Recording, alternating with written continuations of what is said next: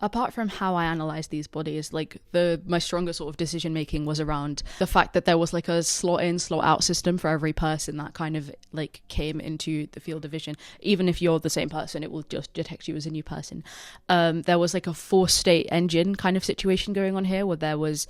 idle, candidacy, active dyad, and release. So the idle stage occurs when there's no one interacting, or there's only one person on screen, or there are no related people in the vision. Candidacy is when two of the best people have been selected out of the crowd that seems like they could be the closest together, or that they know each other, or they're roughly on the same plane, or they're the same height, because that's kind of hard to differentiate. Active dyad is when like someone's like a pair of people have like been identified as the best dyad and they are interacting with each other. That then creates this big swell in the music, and then you can access things like Easter eggs, like depending on how much you hold hands or depending how much you touch in some areas, like, oh, that sounds dirty, depending how much if you kiss, for example, a specific scene will be cued on Ableton. I need to explain that further. And then if any two people walk away or create a certain amount of distance between each other, the active situation turns into release, and the two parties, there will be like a cooldown period before it turns right back to idle, just to give enough time for the people to rejoin if it was an accident, or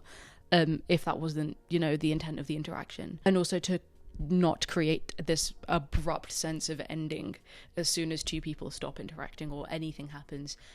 technically that might be a bug or something. I also had to faff around with using OBS, because one camera feed can't go to both Touch Designer and Ableton and Max for Live. So I'm going to have to, when the time comes, jig this up properly for the actual installation when it goes up, because I have been approved to exhibit at the grad show. But until then, we're gonna have to see what happens.